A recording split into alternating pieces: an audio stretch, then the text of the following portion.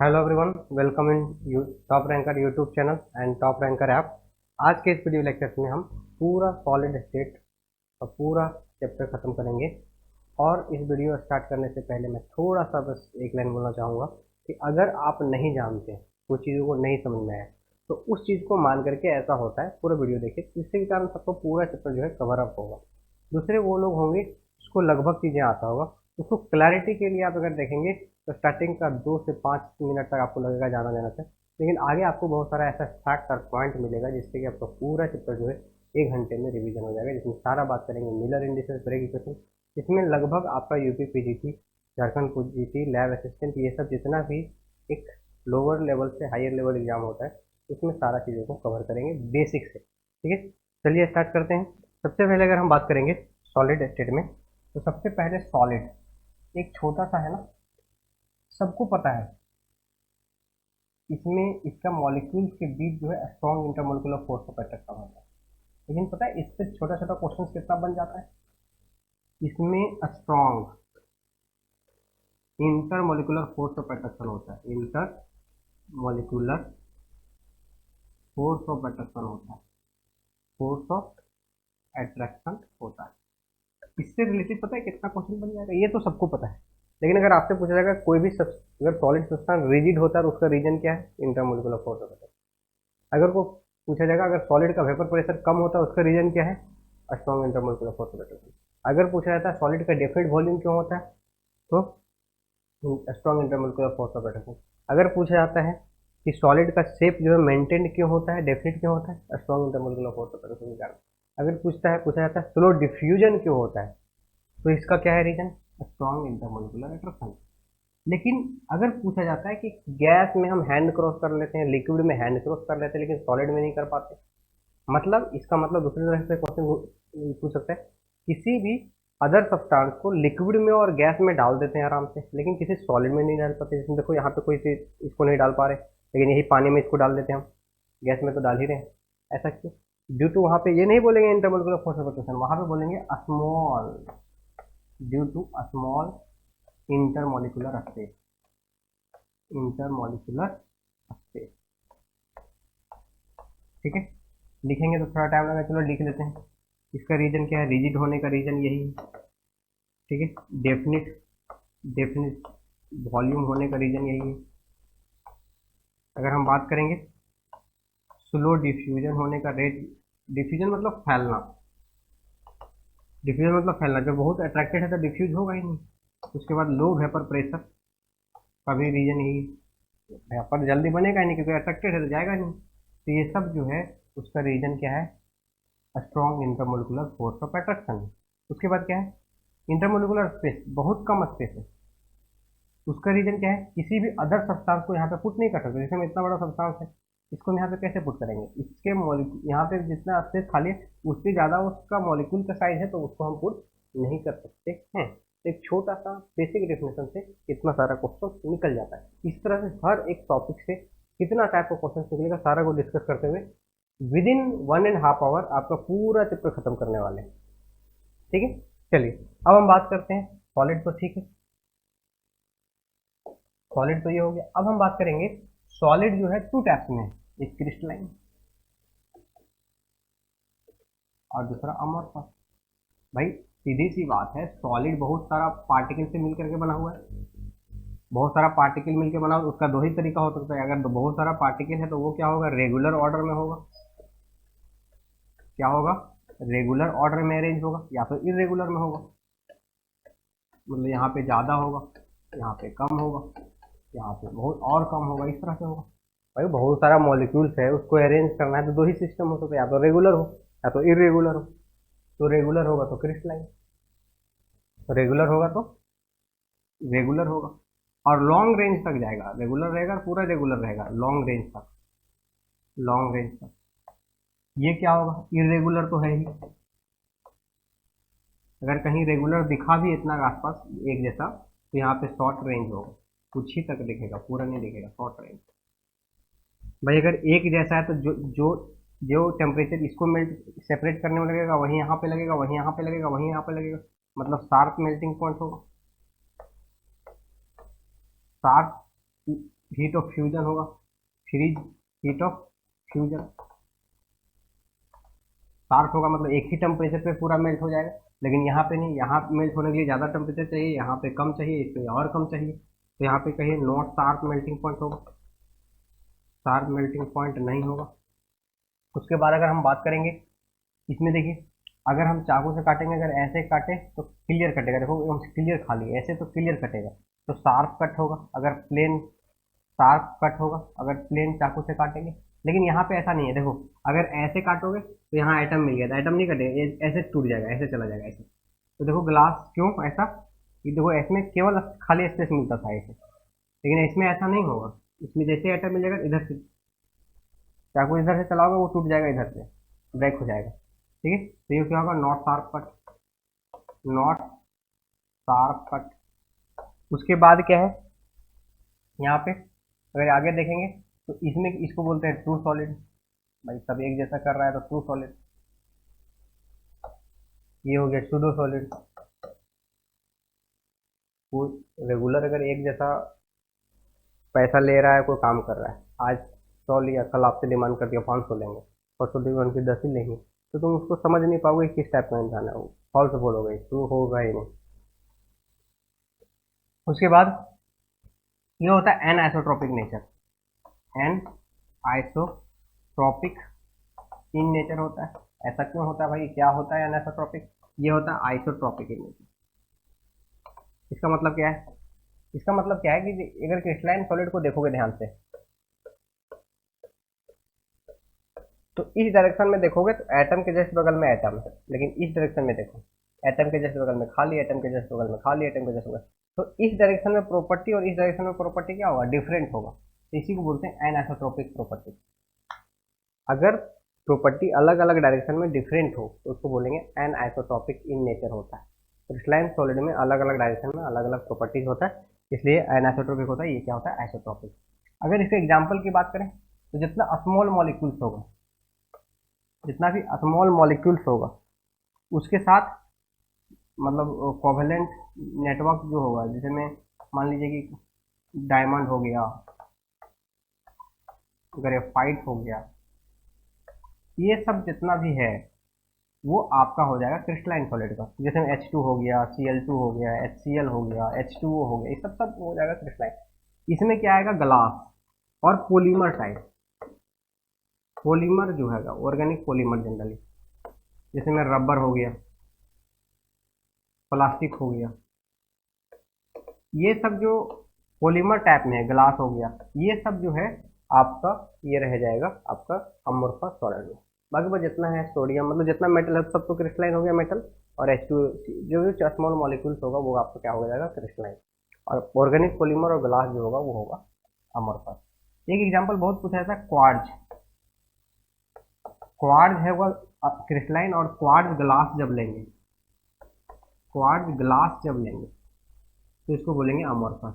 Glass आ गया, और इसका भी फॉर्मूला होता है SiO2, इसका भी फॉर्मूला होता है SiO2। एक्चुअली क्या होता है, ये होता है सैंड, ये होता है बालू, जब तक ग्लास नहीं बना है।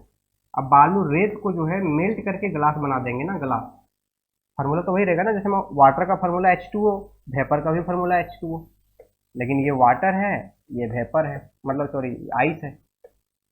मान लो ये वाटर है H2O, आइस है H2O, लेकिन दोनों को प्रॉपर्टी अलग अलग है ना। तो उसी तरह से अगर जब तक रेत है तब तक फार्मूला SiO2 वो हो जाएगा क्रिस्टलाइन, और जैसे ही ग्लास बन गया तो क्या हो जाएगा, अमोर्फस। तो इस तरह से क्रिस्टलाइन अमोर्फस कंप्लीट। आगे बढ़ेंगे अब दो मॉलिक्यूल है तो उसके बीच में इंटरमोलिकुलर फोर्स ऑफ अट्रैक्शन है, तो इंटरमोलिकुलर फोर्स ऑफ अट्रैक्शन जो है सब सब्सटेंस में सेम तो होगा नहीं, किसी में ज़्यादा होगा किसी में कम होगा।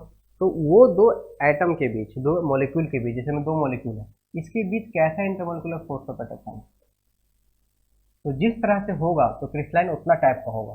तो क्रिस्टलाइन सॉलिड जो है, क्रिस्टलाइन सॉलिड जो है वो फर्दर क्लासिफाई किया गया 4 कैटेगरी में।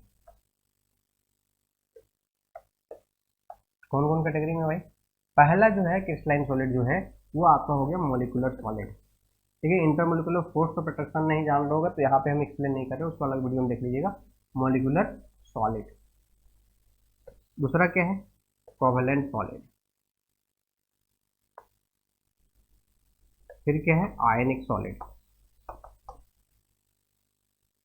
फिर क्या है मेटालिक सॉलिड।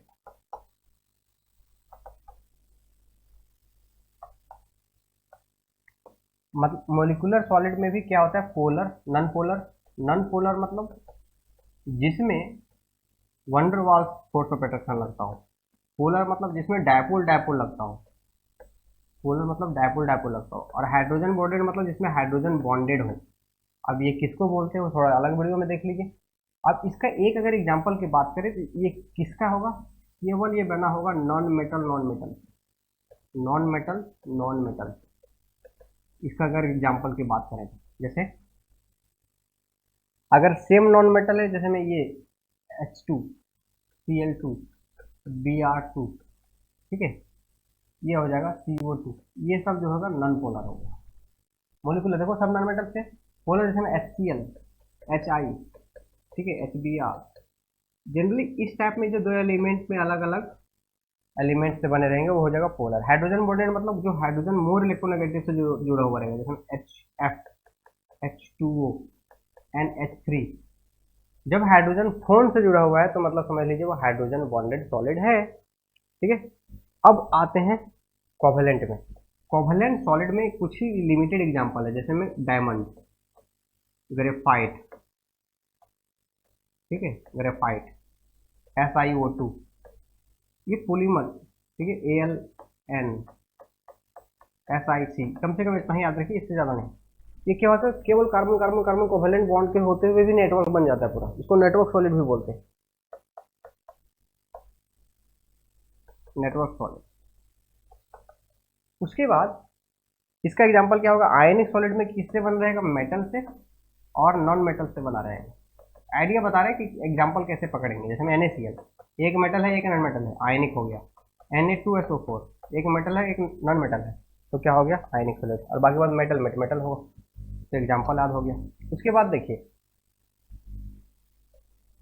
उसके बाद अगर इन मोलिकुलर फोर्स ऑफ अट्रैक्शन क्या होता है, वीक। अगर मॉलिक्यूल के बीच जो है वो बहुत वीक फोर्स ऑफ अट्रैक्शन है, अगर वीक है तो ये सॉफ्ट होगा। तो ये जनरली क्या होता है सॉफ्ट होता है, सॉफ्ट सॉफ्ट। हाइड्रोजन बॉन्डेड वाला स्लाइट हार्ड होता है, स्लाइट हार्ड होता है। बाकी बात ये सब का सब हार्ड होता है, सब का सब हार्ड होता है। कोवेलेंट भी हार्ड होता है, आयनिक भी हार्ड होता है, मेटालिक भी हार्ड होता है, केवल एक्सेप्ट ग्रेफाइट।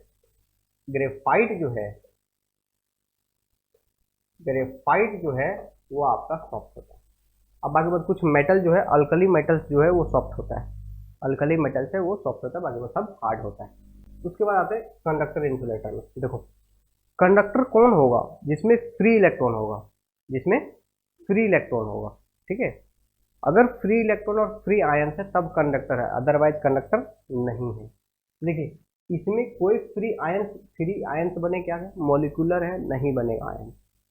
फ्री इलेक्ट्रॉन केवल मेटल में होता है, तो ये क्या हो जाएगा इंसुलेटर। सारा का सारा जो मॉलिक्यूलर होगा वो क्या होगा इंसुलेटर, ये सारा का सारा होगा इंसुलेटर, इंसुलेटर। कोवेलेंट में भी क्या है कार्बन है, केवल नन मेटल से बना हुआ, कोई आयंस नहीं है, तो ये भी होगा क्या इंसुलेटर। लेकिन इसमें केवल एक्सेप्ट याद रखना है ग्रेफाइट। ग्रेफाइट जो है वो आपका होगा कंडक्टर, ये होगा आपका कंडक्टर। उसके बाद अगर हम बात करते हैं आयनिक सॉलिड में, देखो आयनिक सॉलिड में आयन मिलेगा, लेकिन कब, जब पानी में डिजोल्व कर देंगे या तो मेल्ट कर देंगे उसको, तो ये कंडक्टर होगा। कंडक्टर होगा कब, जब लिक्विड फेज में होगा, या तो पानी में या तो अपने में लिक्विड होगा। इंसुलेटर होगा कब, जब आप उसको सॉलिड फॉर्म में लेंगे। जैसे NaCl जो है सॉलिड फॉर्म में इंसुलेटर होता है, कंडक्ट नहीं करेगा, लेकिन जैसे ही पानी में डालोगे कंडक्ट करेगा, तो जैसे ही मेल्ट करोगे कंडक्ट करेगा। मेटल जो होगा हमेशा कंडक्टर होगा, मेटल जो होगा हमेशा कंडक्टर होगा। इसको बोल सकते हो ऊपर वाला दो इंसुलेटर, नीचे वाला दो कंडक्टर। बस एक्स्ट्रा आप रख लेना है कि सॉलिड कंडीशन में क्या होगा इंसुलेटर, सॉलिड कंडीशन में क्या होगा इंसुलेटर, ठीक है। उसके बाद ये हो गया टाइप्स ऑफ क्रिस्टलाइन सॉलिड।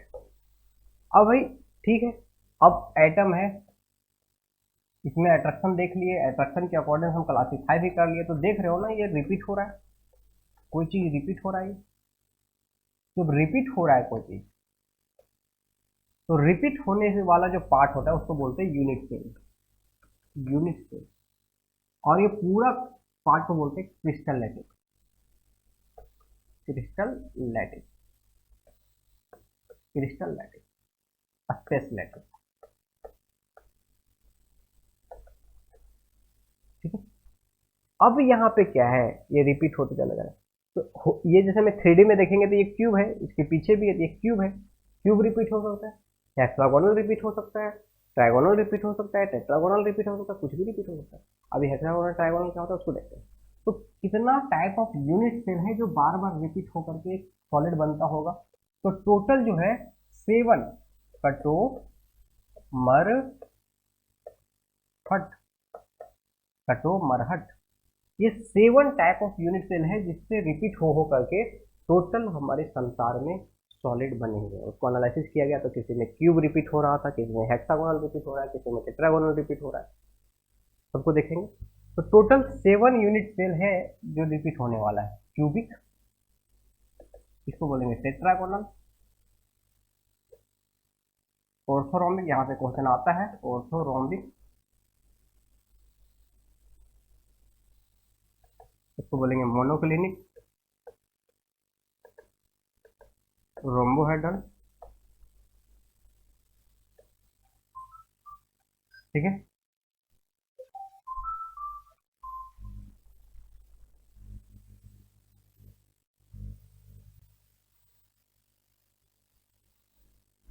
चलिए रोम्बोहेड्रल, इसको बोलेंगे हेक्सागोनल, इसको बोलेंगे ट्राइक्लिनिक। ठीक है, ऑर्थोरोम्बिक को रोम्बिक भी बोलते हैं, ये भी कभी कभी पूछ लेता है बहुत सारे एग्जाम में।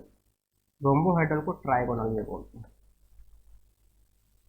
ये है नियम, क्या है, कटो मर जाओ और हट जाओ, कट जाओ मर जाओ हट जाओ, हट जाओ, कटो मर हट। इसको कैसे याद करेंगे, इसी सीक्वेंस में आपको याद करना है। देखिए, जब भी एक यूनिट सेल लेते हैं, अगर हम बात करें तो एक क्यूब लेते हैं, तो क्यूब कैसे जाने ये क्यूब है, कैसे पहचान पाए हम क्यूब है ये। जब एज लेंथ से, अगर ये तीनों एज लेंथ है, मतलब ये एज लेंथ एक्स एक्सिस में, वाई एक्सिस में, जेड एक्सिस में, एज लेंथ और दूसरा एंगल से हम पहचानते हैं। अगर तीनों एज लेंथ इक्वल है और सारा 90 डिग्री का है तो बोलते हैं ये क्यूब है। तो एक्स एक्सिस के वाला जो एज रहेगा उसको ए बोलेंगे, वाई एक्सिस में बी बोलेंगे, और सी एक्सिस जेड एक्सिस में सी। और ए के जस्ट सामने वाला अल्फा एंगल, बी के जस्ट सामने वाला बीटा एंगल, और सी के जस्ट सामने वाला गामा एंगल। और इसको एज लेंथ और एंगल्स को उसको बोलते हैं पैरामीटर, यूनिट सेल पैरामीटर। तो उसी को यहाँ पे याद करना है। क्यूबिक के लिए क्या होता है, देखिए इसका ट्रिक क्या है, एज लेंथ कैसे याद करना है। यहाँ पे ए बराबर बी बराबर सी होगा, A is equal to B is not equal to C होगा, A is not equal to B is not equal to C होगा, A is equal to B is equal to C नहीं होगा। फिर same to same उतार दो, A is equal to B is equal to C, A is equal to B is equal to C नहीं, A is not is equal to B not is equal to सी, ऐसा। तो कैसे याद की, एक भी इक्वल नहीं, सॉरी सारा इक्वल, एक इक्वल नहीं, दो इक्वल नहीं, फिर दो इक्वल नहीं, फिर देखो ऐसे कैसे याद की, 0 12, 0 12, फिर 2 0 12। इसका मतलब क्या है, एक भी इक्वल नहीं, सॉरी एक भी अनइक्वल नहीं, एक इक्वल नहीं, 0 इक्वल नहीं, 1 इक्वल नहीं, 2 इक्वल नहीं, फिर यहाँ पे 2 इक्वल नहीं, फिर 0 इक्वल नहीं, 1 इक्वल नहीं, 2 इक्वल नहीं। ठीक है, तो सब अनइक्वल है। उसके बाद हम एंगल की याद करते हैं। तो एंगल में केवल इसको छोड़ दो, महेंद्र को, महेंद्र को बाद में लिखेंगे। इसको कैसे होगा, alpha is equal to beta is equal to gamma is equal to 90 degree, लगातार ये सेम चीज होगा। Alpha is equal to beta is equal to gamma is equal to 90 degree, alpha is equal to beta is equal to gamma is equal to 90 degree. ठीक है, अब इसको छोड़ देना है, इसको लिखो। यहाँ पे alpha is equal to beta is equal to gamma तो होता है, लेकिन 90 डिग्री नहीं होता। अब इसको छोड़ दो, महेंद्र को छोड़ देना, हेक्सागोनल को छोड़ देना, इसको देखें, alpha is equal to beta is equal to gamma भी नहीं होता और 90 भी नहीं होता। एक जैसा है ना याद करने में, सारा 90 इक्वल टू ऊपर 3, फिर एक क्या है सब इक्वल तो है, फिर 90 नहीं है, लेकिन नीचे वाला क्या है, इक्वल भी नहीं है 90 भी नहीं है। तो इसके केस में क्या करेंगे, और यहाँ पे कैसे याद होगा, देखो हेक्सागोनल, हेक्सागोनल मतलब क्या होता है, ऐसे होता है, और ऐसे मतलब एंगल कितना है ये 120 डिग्री। तो एक तो गामा 120 डिग्री होगा ही होगा, और बाकी बात जो बचा अल्फा बीटा बराबर 90 डिग्री। अब जब एक ही बचा जो ऑप्शन में नहीं रहेगा उसको एग्जाम में बन जाएगा, अल्फा बराबर गामा बराबर 90 डिग्री होता है और बीटा बराबर 90 डिग्री नहीं होता है। बस ये हो गया आपका एंगल। और यहाँ पे चीज देखेंगे रद्द करने का तरीका, और यहाँ पे देखेंगे तो केवल महेंद्र को अलग रखो और हेक्सागोनल को 120 रखो, सॉरी हाँ हेक्सागोनल को 120 याद रखेगा, बाकी बात ये अपने बन जाएगा ऑटोमेटिक। उसके बाद देखिए इसमें जो एक्सिस ऑफ सिमेट्री होता है, एक्सिस ऑफ, तो फिर ऐसे छोड़ दो, एक्सिस ऑफ सिमेट्री बाद में। पहले देखिए क्यूबिक जो है ना, क्यूबिक जो है, cubic further 3 types of unit cell को शो करता है। क्यूबिक फर्दर टोटल वहां पे कितना हो गया 7 टाइप ऑफ यूनिट सेल, लेकिन क्यूबिक फर्दर जो है आपका 3 टाइप को शो करता है। कौन, तो यहाँ पे इसको कैसे याद रखेंगे, 32 42 1 1 1, मतलब क्यूबिक 3 शो करता है, प्रिमिटिव, बॉडी सेंटर और फेस सेंटर। ये क्या करता है, प्रिमिटिव, बॉडी सेंटर, एक बार देख लीजिएगा बॉडी सेंटर या फेस सेंटर है, थोड़ा कंफ्यूजन है, इसमें सारा शो करता है, primitive, body centre, face centre और एज सेंटर। इसमें क्या होता है, प्रिमिटिव और एज सेंटर, बाकी बात प्रिमिटिव क्या होता है इसके बारे में भी बताएंगे। तो यहाँ से क्वेश्चन एक छोटा सा बनता है कि कौन सा ऐसा यूनिट सेल है जो चारों का चारों type of unit cell show करता है, तो वो आपका है ऑर्थोरोम्बिक के चारों का चारों शो करता है। टोटल अगर मिला देंगे, टोटल जोड़ देंगे तो टोटल कितना हो गया 14। तो ये टोटल ब्रेविस लेटिस कितना हो गया 14 टोटल। लेकिन अगर सिंपली कितना टाइप को बनाया गया 14, तो 7 टाइप ऑफ यूनिट सेल को 14 टोटल होता है। उसके बाद याद क्या करेंगे, एक्सिस ऑफ सिमेट्री या तो फिर plane of symmetry. Plane of symmetry के लिए क्या करेंगे, याद रखेंगे 95 31 77 0। मतलब क्यूबिक में 9 प्लेन ऑफ सिमेट्री है। प्लेन मतलब जिस अगर इसको अगर ऐसे प्लेन से कट कर रहे हैं इक्वल दोनों साइड में ही है, इसको बोलेंगे प्लेन ऑफ सिमेट्री। अगर ऐसे कट रहे हैं दोनों साइड इक्वल मिल गया मतलब प्लेन ऑफ सिमेट्री। तो टोटल 9 प्लेन कट करेंगे क्यूब में, जिससे कि इक्वल पार्ट मिल जाएगा दो। तो टोटल प्लेन ऑफ सिमेट्री कितना है 9, ये 5, मतलब याद रख लो यार ये नंबर। एक्सिस ऑफ सिमेट्री कितना है, तो 13 कर दो, बाकी बस 10 कर दो, 5 3 1 7 7। तो यहाँ से छोटा दो क्वेश्चन और पूछ लेता है क्या कि सबसे ज्यादा सिमेट्रिकल कौन है, तो सबसे ज्यादा सिमेट्रिकल कौन है, क्यूबिक सबसे ज्यादा सिमेट्रिकल है। क्यों, क्योंकि देखो कितना सिमेट्री है, और यहाँ से भी देख सकते हो सब इक्वल। सबसे ज्यादा अनसिमेट्रिकल कौन है, तो ट्राइक्लिनिक, ये भी इक्वल नहीं, ये भी इक्वल नहीं। तो इस तरह से 3 क्वेश्चन यहाँ, एक तो डायरेक्ट किसी का भी पूछ सकता है एज लेंथ और ये एंगल, इसके अलावा ये भी एंगल और एज लेंथ किसी का भी पूछ सकता है। इसके अलावा पूछ सकता है सबसे कौन ऐसा यूनिट सेल है जो चारों का चारों type of unit cell show करता है, तो ऑर्थोरोम्बिक। ठीक है, उसके बाद आपसे पूछ सकता है सबसे ज्यादा सिमेट्रिकल कौन है, तो क्यूबिक। सबसे ज्यादा अनसिमेट्रिकल कौन है, तो ट्राइक्लिनिक। तो इस तरह से ये हो गया।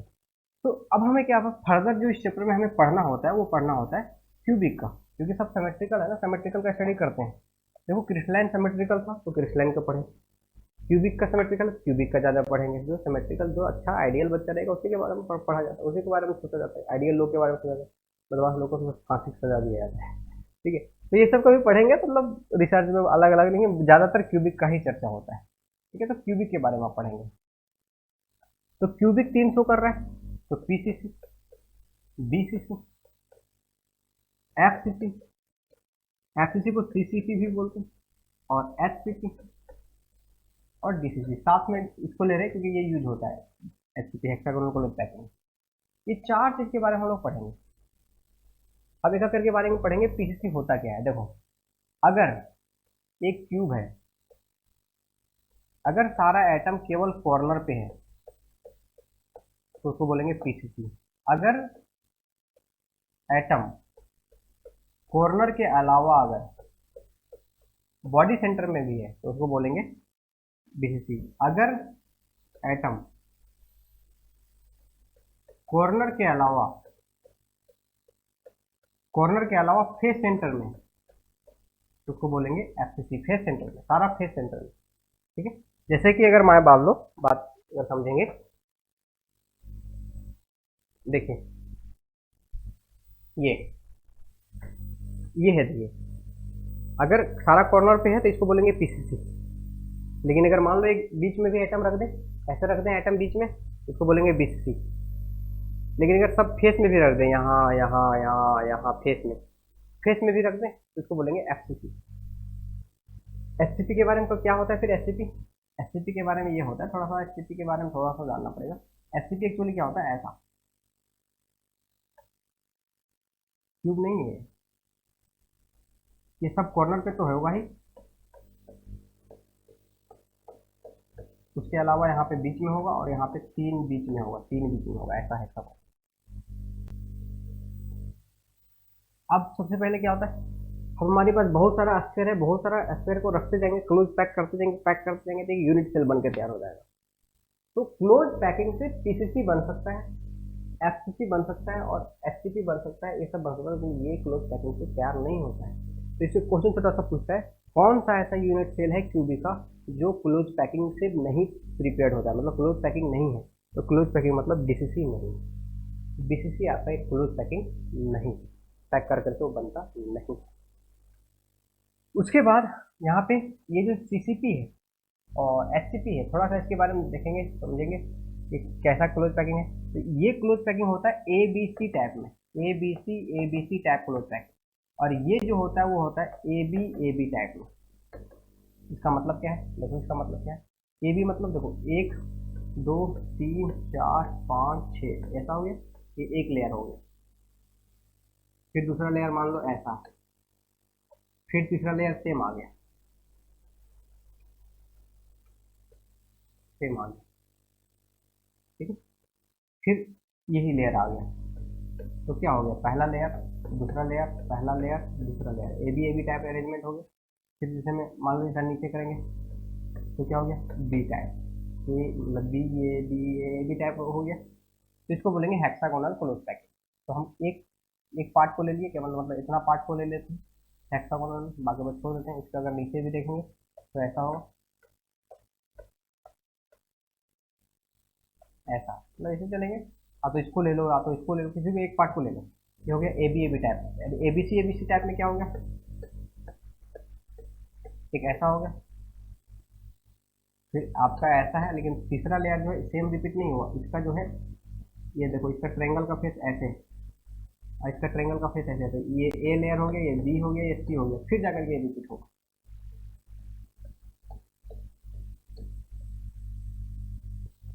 फिर जाकर के ये आपका ऐसा है, मतलब फिर आगे बढ़ता चला जाएगा। तो एबीसी टाइप का क्लोज पैकिंग है। ये कौन, एफसीसी एबीसी टाइप का क्लोज पैकिंग है। और ये कैसा है, एबी टाइप। और ये एक्चुअली क्या है, एक्चुअली ये एफसीसी बनाता है, प्लस टेट्राहेड्रल व्हाइट को ऑक्यूपाई करता है। इसके बारे में भी आगे बताएंगे, इसलिए पैसेज रखें, ठीक है। ऑक्यूपाई करता है। तो इस चार के बारे में हमने को एग्जाम में पूछा था, इसलिए इसको एक टेबल बनाएंगे छोटा सा। देखिए सबसे पहले नंबर ऑफ एटम्स, अच्छा इससे पहले थोड़ा सा नंबर ऑफ एटम्स निकालने से पहले एक चीज समझना होगा क्यूब के लिए। एक चीज समझना होगा, क्या समझना होगा भाई, देखें अगर एक क्यूब में लेते हैं टोटल, तो एज कितना होता है, फेस कितना होता है, कॉर्नर कितना होता है और बॉडी सेंटर कितना होता है। अगर ये क्यूब है, क्यूब में टोटल एज कितना है, 12, 1 2 3 4 5 6 7 8 9 10 11 12, टोटल एज कितना है, 12। फेस कितना है, 6। कॉर्नर कितना है, 8। बॉडी सेंटर कितना है, तो 1। अब कंट्रीब्यूशन की बात करते हैं। कंट्रीब्यूशन, इसको थोड़ा सा जानना होगा। Contribution of corner, edge centre बाद में, ठीक है। Corner, face centre, body centre, edge centre. अब इसको कंट्रीब्यूशन पढ़ेंगे। देखिए एक यहाँ पे देखिए इसको, एक ये क्या है, एक कॉर्नर, इसकी इसके पीछे देखो, एक इधर क्यूब बन सकता है, एक इधर क्यूब बन सकता है, एक इधर बन सकता है, मतलब एक यहाँ से 4 बन सकता है, एक इधर और 2 पीछे, 4 और 4 नीचे तो 4 ऊपर, टोटल यहाँ से 8 क्यूब कनेक्टेड रहेगा, 8 क्यूब। तो एक एटम 8 में बटा हुआ है, एक में कितना रहेगा, एक क्यूब में कितना होगा 1/8 per unit cell, per unit cell. एक यूनिट सेल में कितना पार्ट अपना पार्टिसिपेट करेगा 1/8, क्योंकि एक ही एटम 8 में बटा हुआ है, एक में कितना होगा 1/8। अब फेस सेंटर मान लो यहाँ पे अगर कोई एटम है तो एक इस क्यूब के लिए होगा और एक जो साइड में यहाँ पे बनेगा क्यूब, जिसमें यहाँ पे रहेगा अगर कोई एटम, मान लो यहाँ पे एटम है तो क्या होगा, ये आधा इसमें रहेगा और आधा इधर जो क्यूब बनेगा उसमें। तो इसका एक के लिए कितना होगा, एक एटम 2 में बटा हुआ है, एक एटम 2 में बटा हुआ है, एक एक क्यूब में कितना होगा 1/2। बॉडी सेंटर मतलब बीच में, जैसे देखो बीच में, तो बीच वाला कहीं शेयर नहीं हुआ, इसलिए टोटल का टोटल यहीं रहेगा। एज सेंटर मतलब देखो, एज सेंटर मतलब यहाँ पे, यहाँ पे देखो, यहाँ पे, तो एक तो इसके पीछे क्यूब बनेगा, तो 2 तो नीचे हो गए और 2 ऊपर हो गए, टोटल 4 क्यूब बनेगा। जैसे यहाँ से देखो, एक तो ऐसे क्यूब बन जाएगा ऐसे, एक यहाँ पे एक, एक ये 2 और 2 ऊपर 4, तो 4 में रहेगा तो कितना होगा 1/4। तो ये आपको याद रखना है, ठीक है, कि कॉर्नर का कंट्रीब्यूशन कितना होता है 1/8, फेस सेंटर का 1/2, बॉडी सेंटर का 1, एज सेंटर का 4। अब देखिए यहाँ पे ठीक है, अब यहाँ पे टेबल भरेंगे, ये टेबल भरेंगे। देखिए number of atoms, number of atoms की अगर बात करेंगे हम, तो नंबर ऑफ एटम्स पीसीसी में कितना है, टोटल कॉर्नर कितना है 8, और हर कॉर्नर पे कंट्रीब्यूशन कितना है 1/8, इज इक्वल टू कितना हो गया 1। बीसीसी में क्या है, टोटल कॉर्नर कितना है 8 और प्रत्येक पे कंट्रीब्यूशन कितना 1/8 प्लस बॉडी सेंटर पे कितना 1 और कंट्रीब्यूशन पूरा का पूरा, बॉडी सेंटर वाला कहीं शेयर नहीं होता, इक्वल टू 1 + 1 इक्वल टू कितना हो गया 2। फेस सेंटर में एटम कहाँ कहाँ पे होता है, कॉर्नर पे होता है, कंट्रीब्यूशन कितना 1/8 प्लस फेस सेंटर पे होता है, टोटल फेस कितना है 6 और कंट्रीब्यूशन कितना होता है 2 equal to 1 + 3 equal to 4। HCP पे निकालेंगे तो देखो, एचसीपी पे थोड़ा सा समझना पड़ेगा कि ये जो है यहाँ पे जो एटम है वो कंट्रीब्यूट कहाँ कितना पे होगा, इसको समझने के लिए बीच वाला 3 का तो बीच वाला रहेगा, ये बीच वाला 3 रहेगा, और ये जो 2 फेस पे है, 2 फेस पे कंट्रीब्यूशन कितना होता है 1/2 प्लस ये जो कॉर्नर पे है कंट्रीब्यूशन 6 का कंट्रीब्यूशन है। क्यों, क्योंकि देखो एक एटम एक तो इसमें होंगे, अगर ऐसा कट जाएगा तो 1 2 और 1 3 में बट गया, 3 नीचे और 3 ऊपर, यहाँ से देखो 3 नीचे 3 ऊपर, टोटल 6 में कंट्रीब्यूशन है, तो 1 के लिए कंट्रीब्यूशन कितना होगा 1/6 और टोटल कॉर्नर कितना है 12। सॉल्व करेंगे कितना होगा 2, 6 दूना 12, 3 + 2 + 2 इक्वल टू कितना, थोड़ा गलती होगा कहीं पे, 2 से 2 कट गया तो हो गया 1, तो हो जाएगा 1 + 3 इक्वल टू 6। और डीसीसी में देखो एफसीसी बना रहा है, तो एफसीसी बना रहा है इसका मतलब कितना होगा, एफसीसी बना रहा है इसका मतलब क्या होगा 4, एफसीसी में भी निकाले 4, देखो 4 एफसीसी में निकाले कितना 4, और टेट्राहेड्रल वॉइड ऑक्यूपाई कर रहा है, अल्टरनेट टेट्राहेड्रल वॉइड ऑक्यूपाई करता है। अल्टरनेट मतलब जितना क्रिस्टल बनाता है उससे 2 गुना क्या होता है टेट्राहेड्रल, मतलब 8 में से आधा ऑक्यूपाई करेगा प्लस 4 इक्वल टू कितना होगा 8। तो ये हुआ नंबर ऑफ एटम, इसमें कितना हो गया नंबर ऑफ एटम 1 2 4 6 8, ये आपको याद कर लेना है, अगर नहीं भी समझ में आया होगा तो ये कम से कम याद रखो। अगर बात करते हैं रेडियस का, तो रेडियस में इसका फॉर्मूला होता है a/2, इसका फॉर्मूला होता है √3/4 इंटू ए, इसका फॉर्मूला होता है a/2 √2, इसका फॉर्मूला होता है कुछ नहीं r इक्वल टू यहाँ पे √3/8 इंटू ए। ऐसा क्यों होता है, देखो पीसीसी में एक्चुअली क्या है, अगर ये मान लो ये लेते हैं तो पीसीसी में क्या है, ये एटम सटा हुआ रहता है, ये एटम दोनों सटा हुआ रहता है, तो एक एज लेंथ में कितना रेडियस है, एक रेडियस दो रेडियस, तो रेडियस इज इक्वल टू क्या हो गया a/2, रेडियस इक्वल टू क्या है a/2, radius is equal to a/2।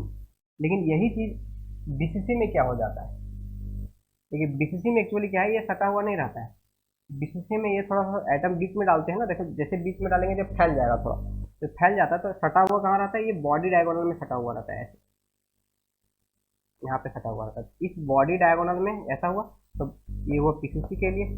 और बॉडी डायगोनल की अगर हम बात करें, ठीक है, अगर बॉडी डायगोनल की बात करें तो बॉडी डायगोनल का फॉर्मूला कितना होता है √3 into a, is equal to radius कितना है, एक रेडियस, दो रेडियस, तीन रेडियस और यहाँ से यहाँ 4 रेडियस, टोटल 4 रेडियस है। रेडियस इज इक्वल टू कितना होगा √3/4 इंटू ए। यही चीज़ अगर हम बात करेंगे, अगर यही चीज़ अगर हम बात करेंगे किसके लिए, एफसीसी के लिए, तो एफसीसी के लिए क्या होता है एक्चुअली, ये बीसीसी जो है ना वो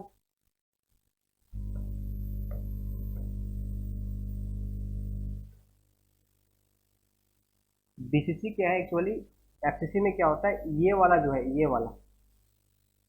ये वाला टच होता है, फेस डायगोनल टच होता है एफसीसी में। तो फेस डायगोनल का फॉर्मूला क्या होता है, √2 × ए। फेस डायगोनल का फॉर्मूला होता है √2 × ए इज इक्वल टू कितना रेडियस, एक रेडियस, दो रेडियस, तीन रेडियस, चार रेडियस, तो टोटल चार रेडियस। तो रेडियस इज इक्वल टू कितना होगा, तो √2/a/4। इसको सॉल्व करोगे तो कितना होगा, a/2√2 × a। तो इस तरीके से फॉर्मूला लिखो। उसी तरह से जब डायमंड में लिखोगे तो बॉडी डायगोनल में क्या होता है, 8 रेडियस आ जाता है, टेट्राहेड्रल बॉडी ऑक्यूपाई करने पर 8 रेडियस आ जाएगा। तो 8 रेडियस लिखेंगे तो ये आ जाएगा फॉर्मूला। तो इस तरह से रेडियस आपको याद कर लेना है। थोड़ा साइड साफ कर दे रहे क्योंकि और बहुत सारा चीज़ लिखना है, जिसके कारण से टेबल फ्रेज दिखे थोड़ा सा।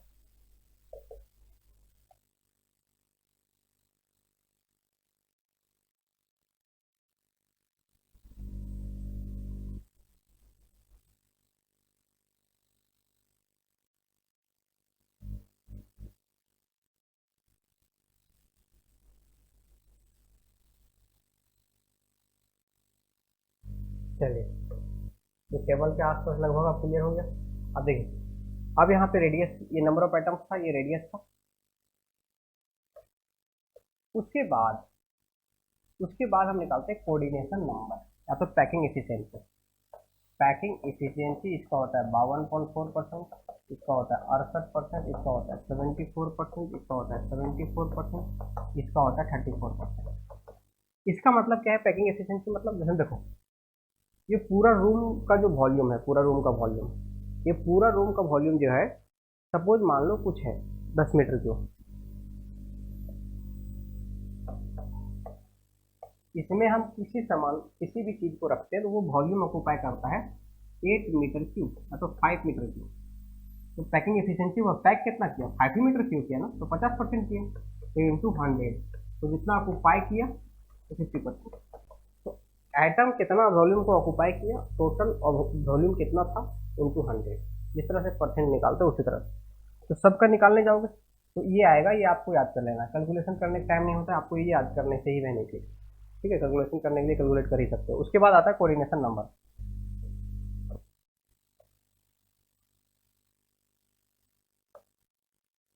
कोऑर्डिनेशन नंबर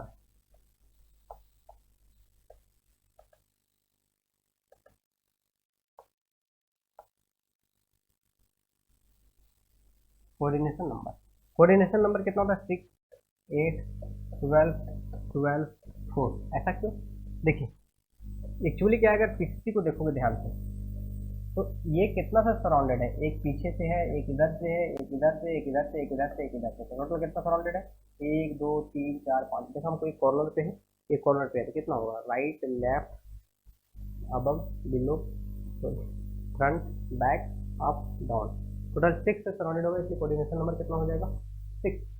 लेकिन बीसीसी में देखो, अगर ये एटम को यहाँ रख देते हैं, यहाँ पे देखो बीच वाला आइटम कितना सराउंडेड है, इक्वल डिस्टेंस, कोऑर्डिनेशन मतलब नियरेस्ट इक्वल डिस्टेंस पे जो होगा, तो ये कितना सराउंडेड है, 8 से सराउंडेड है, इसलिए कोऑर्डिनेशन नंबर कितना हो गया, 8। एफसीसी में 12 क्यों हो गया, देखो ये ध्यान से इस डायग्राम को देखो, 12 क्यों हो गया। अब इसमें देखो ये है, मान लो ये है आपका, मान लो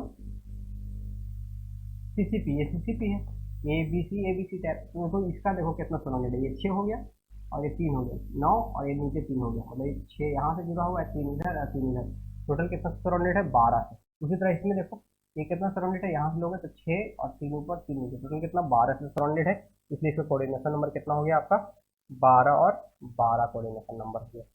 टेट्र डायमंड मतलब कार्बन, देखो कार्बन, डायमंड में कार्बन कितना कार्बन से जुड़ा हुआ है, 4 कार्बन, 4 कार्बन बना सकता है, इसलिए कोऑर्डिनेशन नंबर कितना हो गया, 4। तो इस तरीका से ये जो टेबल था आपका ये रहा, तो आप एक बार देख लेंगे। पीसीसी में number of atoms per unit cell क्या होगा, रेडियस क्या होगा, पैकिंग एफिशिएंसी क्या होगा, कोऑर्डिनेशन नंबर क्या होगा, ये आपका रहा क्रिस्टल। अब ये जो टेबल बनाए हम, ये टेबल तब का है जब पूरा में सब जगह एक एटम हो, यहाँ भी यहाँ भी यहाँ भी, मतलब सब जगह एक टाइप ऑफ एटम हो, सेम टाइप ऑफ एटम है, तब ये वैलिड है, अदरवाइज नहीं। अगर नहीं है तो फिर क्या होगा भाई, देखो मान लो NaCl है, उससे पहले थोड़ा सा इस क्रिस्टल से बताने से पहले थोड़ा सा मैं बताऊं आपको, दो चीज जाना है। टेट्राहेड्रल व्हाइट व्हाइट और एक होता है ऑक्टाहेड्रल व्हाइट।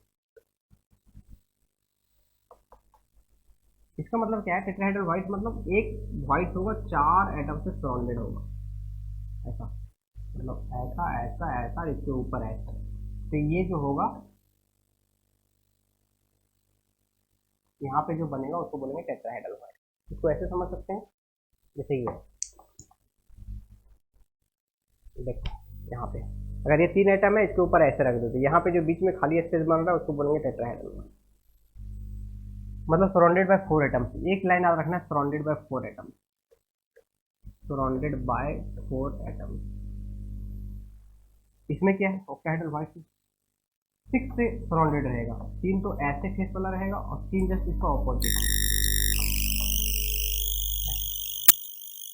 देखो ऐसे ऐसे, जब ऐसे है इसका मतलब क्या है? ऐसे यहाँ पे 6 से, तो एक लाइन आप रखना है ना, तो अगर ऐसे बनाते हैं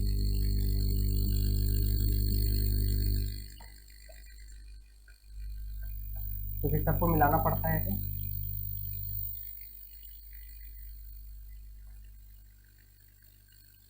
ऐसे तो बीच में जो क्रिएट होगा उसको ऑक्टाहेड्रल, मतलब एक लाइन आप रखना, surrounded by 8, sorry surrounded by 6, surrounded by 6 ये वो। और जितना सराउंडेड होता है उसको कोऑर्डिनेशन नंबर बोलते हैं। टेट्राहेड्रल वाइड मतलब 4 से सराउंडेड है, ऑक्टाहेड्रल वाइड मतलब 6 से सराउंडेड है। अब आपको कुछ क्रिस्टल स्ट्रक्चर पढ़ना है। देखो अभी पिछले बताए थे कब, जो सब जगह सेम आइटम है लेकिन अलग आइटम है कब, देखो जैसे में तो जैसे पढ़ना है, जैसे NaCl को पढ़ना है, ZnS का पढ़ना है, CaF2 का पढ़ना है, Na2F का पढ़ना है, ऐसा। ठीक है, ये सारे आपको जो है पढ़ना है। तो इसमें देखेंगे NaCl, ZnS, CaF2, इसको ये जिंक ब्लेंड है, जिंक ब्लेंड है। ऊर्जाइट भी होता है लेकिन उसके बारे में भी नहीं पढ़ेंगे। इसको बोलते हैं फ्लोराइड स्ट्रक्चर, फ्लोराइड स्ट्रक्चर, इसको बोलते हैं anti fluoride, anti fluoride structure. अब यहाँ पे क्या है, इसमें आपको बस ये याद रखना है कि लार्ज वाला जनरली जो होगा वो क्रिस्टल बनाएगा और स्मॉल वाला वॉइड में जाएगा। तो लोकेशन आपको याद रखना पड़ेगा, लोकेशन कहाँ पे है ये आपको याद करना ही पड़ेगा। तो Cl माइनस कहाँ बनाएगा? FCC बनाएगा। बाकी बस Na प्लस जो है वो ऑक्टाहेड्रल वॉइड ऑक्यूपाई करेगा, ऑक्टाहेड्रल वॉइड ऑक्यूपाई करेगा। यहाँ पे क्या है, S2 माइनस FCC बनाएगा और Zn2 प्लस जो है अल्टरनेट टेट्राहेड्रल ऑक्यूपाई करेगा, अल्टरनेट टेट्राहेड्रल वॉइड ऑक्यूपाई करेगा। इसमें क्या है, CaF2 में क्या है, Ca2 प्लस जो है वो लार्ज है इसलिए FCC बनाएगा। बाकी बात F माइनस जो है वो अल्टरनेट टेट्राहेड्रल वॉइड को ऑक्यूपाई करेगा। तो अल्टरनेट नहीं, ऑल ऑल सारा। इसी तरह से यहाँ पे क्या है, F माइनस जो है FCC बनाएगा। बाकी बात Na प्लस जो है वो आपका ऑल टेट्राहेड्रल वॉइड को ऑक्यूपाई करेगा। ठीक है, अब यहाँ पे समझेंगे इससे क्या होगा। एक चीज और जानना है आपको कि अगर n number of crystal, n number of atoms crystal बना रहा है तो उसमें टेट्राहेड्रल वाइड की संख्या जो होगा वो होगा 2n और ऑक्टाहेड्रल वाइड की संख्या होगा n। अगर मान लो 20 एटम क्रिस्टल बना रहा है तो उसमें टेट्राहेड्रल वाइड कितना बनेगा? 40 और ऑक्टाहेड्रल वाइड कितना बनेगा? 20। अगर 40 एटम क्रिस्टल बना रहा है तो टेट्राहेड्रल वाइड कितना बनेगा? 40 में 80 और ऑक्टाहेड्रल वाइड बनेगा कितना? 40। जितना एटम ले रहे हैं टेट्राहेड्रल वाइड उससे डबल। ठीक है, तो यहाँ पे देखिए FCC बना रहे हैं तो नंबर ऑफ एटम्स कितना होगा? Number of atoms per unit cell कितना होगा? पर यूनिट सेल कितना होगा भाई? पर यूनिट सेल होगा कितना? FCC है तो हो जाएगा 4। अब ऑक्टाहेड्रल वाइड है ना, ये ऑक्टाहेड्रल वाइड तो 4 ये है तो ये भी 4 होगा भाई, क्यों देखो ना, ये 1 है तो ये भी 1 होगा, सीधी सी बात। उसी तरह से देखो यहाँ पे FCC है, ये FCC मतलब 4 बना रहा होगा, तो टेट्राहेड्रल वाइड कितना होगा 8, 8 में से अल्टरनेट ऑक्यूपाई किया मतलब 4 का 4 ही ऑक्यूपाई करेगा, मतलब 8 में से 4 ऑक्यूपाई करेगा। Ca2 प्लस FCC बना रहा है, मतलब इसका नंबर कितना होगा 4। तो F माइनस क्या होगा ऑल टेट्राहेड्रल वाइड, मतलब 4 गुना 8, क्रिस्टल बनाने वाला 4, तो टेट्राहेड्रल वाइड कितना 8, तो ये 8 लेगा, सीधी सी बात है, ये 4 होगा तो ये 8 होगा, ये 4 होगा तो ये 4 होगा। ये कितना है FCC 4 बना रहा है, तो Na प्लस कितना होगा, ये जगह 4 है तो कितना होगा 8 होगा, ये हो जाएगा। उसके बाद तो कहने का मतलब क्या है, अगर आपसे पूछेगा तो कितना NaCl पर यूनिट सेल होगा, तो 4 NaCl पर यूनिट सेल। इसमें कितना होगा 4 ZnS जो होगा पर यूनिट सेल, इसमें कितना होगा 4 CaF2 जो होगा पर यूनिट सेल, इसमें क्या होगा 4 C मतलब Na2O जो होगा पर यूनिट सेल होगा, क्या ठीक है। उसके बाद कोऑर्डिनेशन नंबर आता है। देखो कोऑर्डिनेशन नंबर, अब देखो नंबर निकालने के लिए ऊपर का हेल्प रहते हैं, कोऑर्डिनेशन नंबर नीचे से जाएंगे। ऑक्टाहेड्रल वर्ड मतलब 6 कोऑर्डिनेशन नंबर, Cl का कोऑर्डिनेशन नंबर कितना, Na का कोऑर्डिनेशन नंबर कितना 6, Na 6 Cl से जुड़ा हुआ है, तो Cl भी कितना रहेगा 1:1, मतलब ये भी 6। देखो Zn2 प्लस टेट्राहेड्रल है, Zn2 प्लस का कोऑर्डिनेशन नंबर कितना 4, अगर Zn 4 सल्फर से, तो सल्फर भी Zn से कितना सराउंडेड होगा 4। अगर यहाँ पे देखो टेट्राहेड्रल, फ्लोरीन का कोऑर्डिनेशन नंबर कितना 4, अगर फ्लोरीन 4 कैल्शियम से सराउंडेड है, अगर फ्लोरीन जो है 4 कैल्शियम से सराउंडेड है, ठीक है, तो फ्लोरीन ऑटोमेटिकली कितना हो जाएगा भाई 8 हो जाएगा, क्योंकि अगर ये 4 लेते हैं तो ये कितना हो जाएगा 8 हो जाएगा, डबल। तो कैल्शियम का कोऑर्डिनेशन नंबर, कैल्शियम मतलब कितना फ्लोरीन से जुड़ा हुआ है, तो कैल्शियम का कोऑर्डिनेशन नंबर कितना हो जाएगा 8। उसी तरह से यहाँ पे देखिए सोडियम टेट्राहेड्रल वाइड से सराउंडेड है, जिसका कोऑर्डिनेशन नंबर कितना 4, इसका कोऑर्डिनेशन नंबर कितना 4। अगर सोडियम 4 फ्लोरीन से जुड़ा हुआ है, 4 फ्लोरीन से सराउंडेड है, तो सोडियम ऑटोमेटिकली कितना रहेगा 8। तो फ्लोरीन का कोऑर्डिनेशन देखो, फ्लोरीन कितना सोडियम से घिरा हुआ है 8 से, इस कोऑर्डिनेशन नंबर कितना हो जाएगा 8। तो इस तरह से कोऑर्डिनेशन नंबर डालना। उसके बाद CCP CSCl बनाता है, जो CSCl में क्या होता है, CS या तो Cl दोनों में से कोई एक PCC बनाता है, और CS जो है बॉडी सेंटर पे होता है। तो भाई बॉडी सेंटर मतलब ऐसा,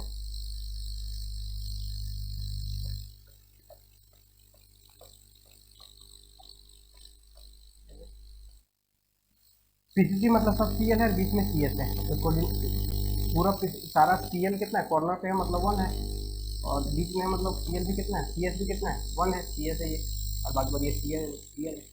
कोऑर्डिनेशन नंबर कितना होगा 8। इस तरह से आपका इतना हो जाएगा। उसके बाद आते हैं नेक्स्ट टॉपिक में वेट इंडिसेस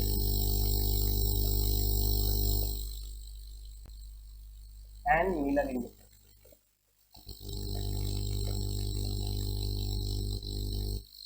वेट इंडिसेस मतलब जहां पे प्लेन कट है, जैसे मान लो एक क्यूब है,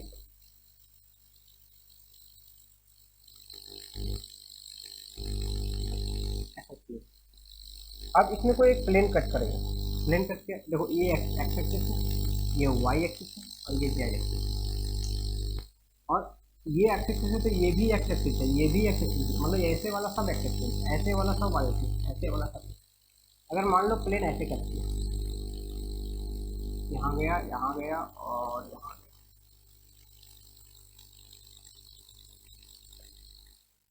तो जहाँ पे प्लेन कट के देखो एक्स एक्सिस में कहाँ कटा, पूरे एज लेंथ को 1 मान लेते हैं, वाई में भी 1 पे कटे, तो जेड पे भी गए तो 1 पे कटे, तो जहाँ जहाँ पे कट के ये हो गया वैसे ही। मिरर इंडिसेस क्या होगा, इसको रेसिप्रोकल कर दो 1 1 1, ये भी हो गया। दूसरा क्यूब की अगर हम बात करेंगे, दूसरा अगर एग्जांपल की अगर हम बात करेंगे,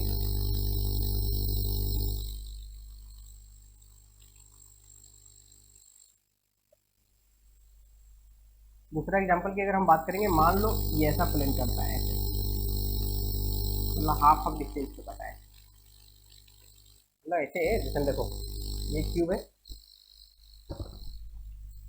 देखो ये क्यूब है, अगर हम ऐसे काट रहे हैं, पहले तो काटे पूरा ऐसे, पूरा तीनों टच किए, लेकिन अब काट रहे हैं ऐसे, यहाँ पे कट कर रहा है, यहाँ पे कट कर रहा है, यहाँ पे कट कर रहा है। तो कटा कहाँ पे, एक्स में हाफ पे कटा, वाई पे भी हाफ पे कटा और जेड पे भी हाफ पे कटा। ये हो गया रेसिप्रोकल। मिलर इंडिसेस में आपको रेसिप्रोकल ले आएंगे, तो रेसिप्रोकल 2/1, 2/1, 2/1, मतलब सिंपलेस्ट हॉल रेशियो निकालेंगे तो 1/1, तो ये हो गया आपका मिलर इंडिसेस। रेसिप्रोकल करने के बाद सिंपलेस्ट हॉल नंबर बदलते हैं, इंटीजर नंबर बदलते हैं, तो उसको बोलते हैं मिलर इंडिसेस। ठीक है, उसके बाद देखिए और दूसरा प्लेन देखिए।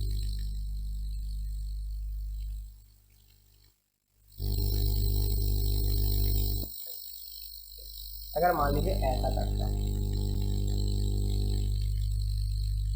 मतलब x पे कितना कटा, 2/3 पे कटा, y पे कितना कटा, 1/2 पे कटा, और z पे कितना कटा, 1/2 पे कटा। तो इसको ये हो गया वेट इंडिसेस। यहाँ पे कट रहा है मतलब ए बी सी के फॉर्म में, एक्स वाई जेड के फॉर्म में लिखेंगे, एक्स वाई जेड के फॉर्म में लिखेंगे, या तो ए बी सी के फॉर्म में लिखेंगे, क्या आपका वेट इंडिसेस। इसको क्या करेंगे, मिलर इंडिसेस के लिए हॉल नंबर इन्वर्ट कर दो, 3/2, 2/1, 2/1, ऐसा।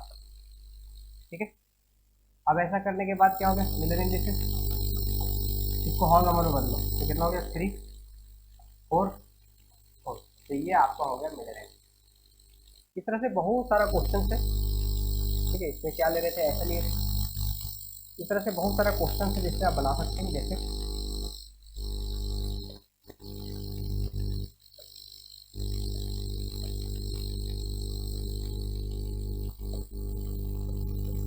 अगर मान लो ऐसे प्लेन है, तो आप क्या करेंगे, तो देखो यहाँ से यहाँ तक गए, तो एक्स में मिला कितना 1 से, वाई में कितना इन्फिनिटी, और जेड पे इन्फिनिटी। मतलब कैसा है इन्फिनिटी, देखो ऐसा था यहाँ पे, तो यहाँ से गए हम, तो इधर तो एक्स में मिल गया प्लेन, लेकिन जब वाई एक्सिस में लेंगे, वाई और ये प्लेन पैरेलल है, मतलब इन्फिनाइट पे कटेगा। जेड और ये पैरेलल है तो इन्फिनाइट पे कटेगा, तो इन्फिनाइट पे कटेगा मतलब इन्फिनाइट। ये हो गया वेट इंडिसेस।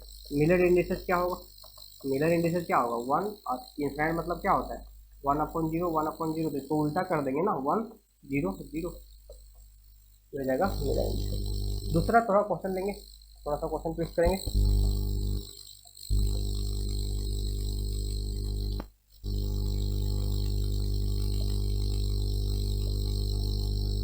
अगर मान लो सपोज ऐसे प्लेन यहाँ पे आ जाए,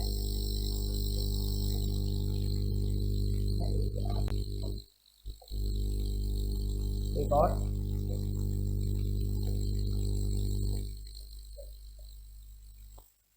अगर प्लेन यहाँ पे आ जाए, ऐसा अगर आ जाए, तो क्या करेंगे भाई, सीधी सी बात देखिए। इस केस में क्या करेंगे, तो एक चीज ध्यान रखें, अगर आप राइट चलते हैं, राइट अगर अप जाते हैं या तो एबव आते हैं, तो इस केस में आपको पॉजिटिव साइन लेना है। क्या लेना है, पॉजिटिव। ठीक है, और अगर लेफ्ट आते हैं, बिलो आते हैं, और तो डाउन जाते हैं, तो नेगेटिव साइन लेंगे। जैसे देखो कहने का मतलब, राइट मतलब जैसे हम यहाँ से जा रहे हैं, यहाँ से राइट गए प्लस लिए, एबव आए प्लस लिए, ऊपर गए प्लस लिए। अगर मान लो यहाँ से चलते हैं, यहाँ से यहाँ से यहाँ से, लेफ्ट गए माइनस लिए, पीछे गए बिलो गए माइनस लिए, डाउन आए तो माइनस आए। तो यहाँ पे यहीं पे प्लेन है, तो हमको यहाँ से चलना पड़ेगा। तो यहाँ से चलोगे, देखो यहाँ से चलोगे तो यहाँ प्लेन है, तो हमें एक्स एक्सिस में कितना मिला -1 पे, लेफ्ट आ रहे हैं हम तो -1, वाई पे इन्फिनिटी, जेड पे इन्फिनिटी। क्यों, क्योंकि भाई प्लेन ऐसा है और वाई एक्सिस ऐसा था, वाई एक्सिस में कटेगा नहीं, और जेड एक्सिस भी ऐसा था, कटेगा नहीं। इसका वेट इंडिसेस क्या हो गया, और मिलर इंडिसेस क्या हो जाएगा -1 0 0। उसी तरह से यहाँ पे देखो, यहाँ से चलना पड़ेगा ऊपर से, तो एक्स में एक्स एक्सिस ऐसा है, कभी कटेगा नहीं, एक्स एक्सिस ये पैरेलल है, चलो तो कटेगा नहीं, वाई एक्सिस के लोग भी नहीं कटेगा। तो जी मतलब इन्फिनिटी इन्फिनिटी, और जेड में कितना होगा -1 0 0 -1 आपका हो जाएगा मिलर इंडिसेस, और ये हो जाएगा ओके। तो इस तरीके से हम वेट इंडिसेस और मोलर इंडिसेस से रिलेटेड क्वेश्चन कर लेंगे। यहाँ से एक वेट मिलर इंडिसेस का एक एप्लीकेशन से क्वेश्चन आता है। ठीक है, थोड़ा सा इसके पहले पढ़ लेते हैं ब्रैक डिफ्रैक्शन। ब्रैक डिफ्रैक्शन, इसमें फॉर्मूला क्या होता है, n lambda is equal to 2b sin।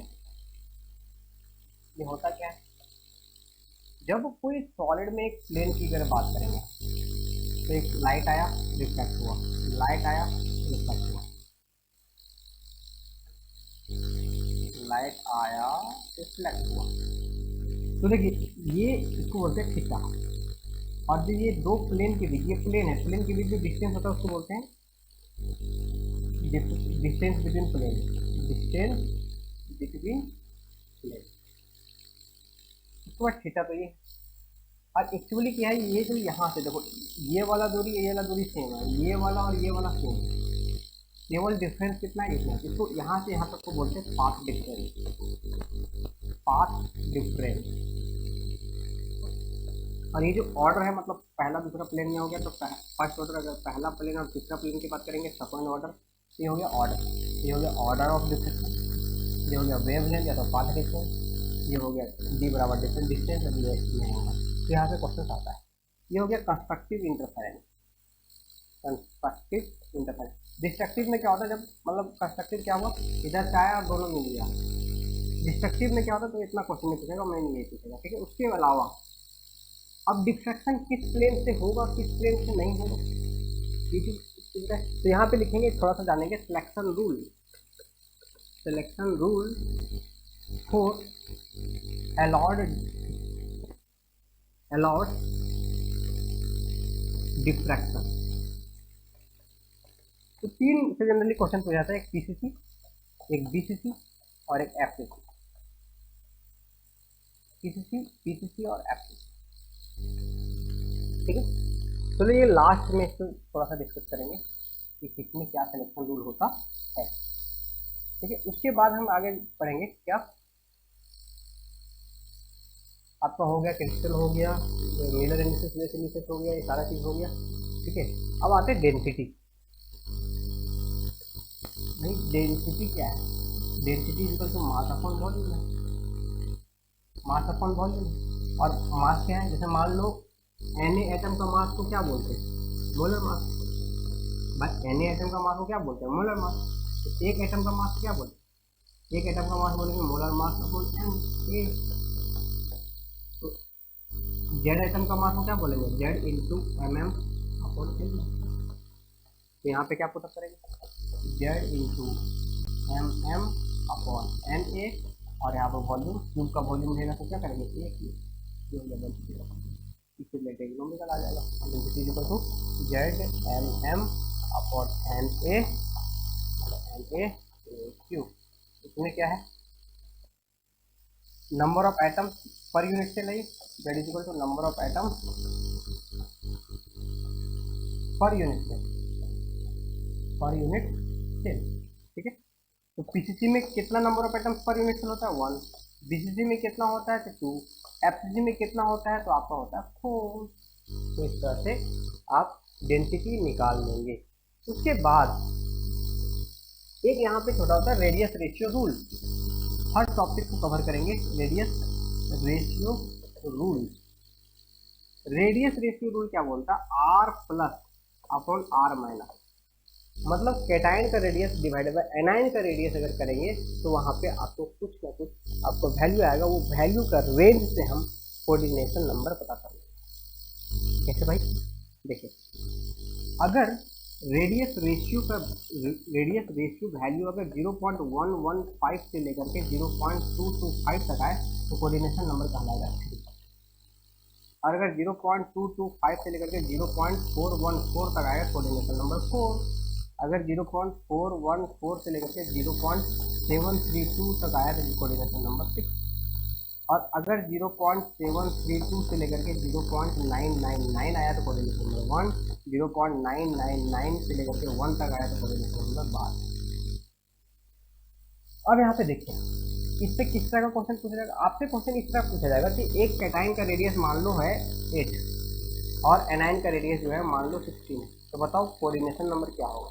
तो सीधी सी बात है, R plus divided by R minus equal to 8/16। तो यहाँ पे कितना करोगे, 1/2 इक्वल टू 0.5। 0.5 किस रेंज में आता है, 0.5 इस रेंज में आता है, मतलब कोऑर्डिनेशन नंबर कितना है, 6 है। तो पहला तो रेडियस ऑफ कैटायन दिया रहेगा, आपसे पूछ लेगा कोऑर्डिनेशन नंबर, कोऑर्डिनेशन नंबर के बाद दूसरे टाइप का क्वेश्चन क्या है, अगर मान लो r plus is equal to value दिया हुआ 8 और r minus radius of anion का पूछ रखा है क्या होगा। उसके बाद आपसे अब इस तरह का क्वेश्चन है भाई, और कोऑर्डिनेशन नंबर दे रखा है 6, ये दो चीज़ दिख रहा है। तो देखो आपको यहाँ ध्यान देना, कोऑर्डिनेशन नंबर 6 के लिए रेडियस रेशियो का वैल्यू कौन ले, ये नहीं, ये तो मिनिमम वाला लेते।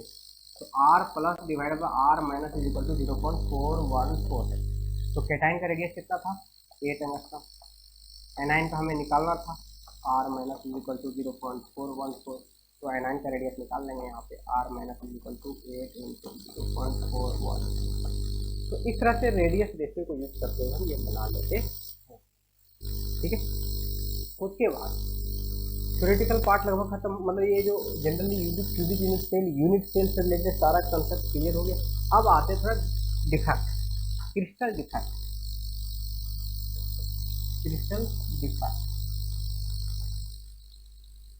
क्रिस्टल डिफेक्ट जो होता है वो 2 टाइप का होता है, एक एस्टोचियोमेट्रिक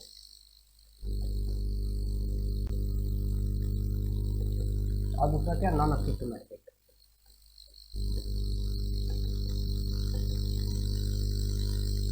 एस्टोचियोमेट्रिक और दूसरा क्या नॉन एस्टोचियोमेट्रिक।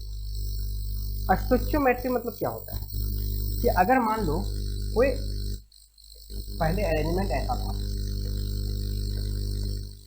अब किसी कारणवश ये कहीं से, या तो डिफेक्ट मतलब क्या होता है कहीं से गायब हो गया, या तो क्या हो गया ये यहाँ से रिप्लेस होकर यहाँ पे आ गया, मतलब या तो गायब हो गया या तो अपना ऑर्डर अपना लोकेशन को चेंज करके दूसरी जगह चला गया। उसको बोलेंगे डिफेक्टेड क्रिस्टल। ठीक, अगर जो सीट मिलेगा अगर उसी सीट पे बैठे रहेंगे तो आइडियल है क्लासरूम में, अगर कहीं दूसरी जगह चला जाएंगे तो हम बोलेंगे डिफेक्टेड क्रिस्टल है, ठीक है। तो डिफेक्टेड होने के बाद अगर देखो पहले अगर फार्मूला जो है, फार्मूला में जो है उसका रेशियो और अगर डिफेक्ट होने के बाद का अगर रेशियो सेम होता है तो उसको बोलेंगे एस्टोचियोमेट्रिक डिफेक्ट। और अगर फार्मूला में जो रेशियो होता है अगर वो डिफेक्ट होने के बाद रेशियो बदल जाता है तो उसको बोलेंगे नॉन एस्टोचियोमेट्रिक डिफेक्ट। इसके बारे में समझाएंगे अभी हम आगे देखेंगे, आगे थोड़ा सा क्वेश्चन देखिए।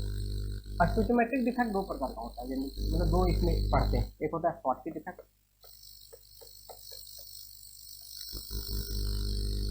और एक होता है फ्रैंकल डिफेक्ट। जैसे मान लीजिए यहाँ पे Na प्लस है, Cl माइनस है, Na प्लस है, Cl माइनस है, Na प्लस Cl माइनस है, Na प्लस है, Cl माइनस है, Na प्लस है। इसी तरह से यहाँ पे Na प्लस है, Cl माइनस है, Na प्लस Cl माइनस, ऐसा। फिर यहाँ पे Cl माइनस है, Na प्लस है, Cl माइनस है, Na प्लस है, ऐसा। और ये आपका क्रिस्टल है, आइडियल है फिलहाल। लेकिन क्या हुआ, इक्वल नंबर ऑफ कैटायन और एनायन। देखो अभी कैटायन कितना है, Na कितना है 1 2 3 4 5 6 7 8 है, Cl कितना है 8 है, इक्वल टू रेशियो कितना हो गया 1:1। लेकिन अब जब Cl ये क्या करेंगे रिप्लेस कर गया, ये रिप्लेस कर गया, ये रिप्लेस कर गया और ये एक equal number of cation anion replace कर गया। तो उसके बाद अगर रेशियो देखेंगे ना तो Na का 7 और 7 होगा लेकिन रेशियो क्या होगा सेम होगा, तो इसको बोलेंगे एस्टोचियोमेट्रिक डिफेक्ट। मतलब डिफेक्ट होने से पहले और डिफेक्ट होने के बाद दोनों में फार्मूला क्या है सेम, तो इसको बोलेंगे एस्टोचियोमेट्रिक डिफेक्ट। अब आते हैं कि इसमें हो क्या रहा है, equal number of cation, equal number of cation और एनायन क्रिस्टल से बाहर चला जा रहा है। Equal number of cation anion crystal से कहाँ चला जा रहा है, बाहर चला जा रहा है, ठीक है। तो उस केस में किसको क्या बोलेंगे, स्कॉटकी डिफेक्ट। इसका कंडीशन क्या होगा, किस केस में ये जनरली होगा, तो कंडीशन जब कंपरेबल साइज होगा, लगभग क्या होगा कंपरेबल साइज, मतलब कैटायन और एनायन का साइज अगर इक्वल रहा, कैटायन और एनायन का साइज अगर इक्वल रहा तो उसको बोलेंगे हम स्कॉटकी डिफेक्ट, ठीक है। उसमें होगा स्कॉटकी डिफेक्ट। अब इसके कंसिक्वेंसेस क्या होगा, क्या क्या चीज़ें होंगी, तो देखिए पहले प्लस था तो प्लस माइनस में अट्रैक्शन होता था, लेकिन प्लस हट गया तो रिपल्सन होना स्टार्ट हो गया। तो रिपल्सन हो रहा है इसका मतलब ये है कि स्टेबिलिटी कम होगा, स्टेबिलिटी कम होगा तो कंडक्टिविटी कम होगा, और आयन बाहर चला जा रहा है मतलब मास कम हो रहा है तो डेंसिटी कम होगा, तो डेंसिटी कम होगा, कंडक्टिविटी कम होगा, स्टेबिलिटी कम होगा। उसके बाद यहाँ पे एग्जाम्पल, एग्जाम्पल क्या है, NaCl, KCl, CaCl और AgBr। इंपॉर्टेंट है ये एग्जाम्पल, याद रखना, बहुत इंपॉर्टेंट।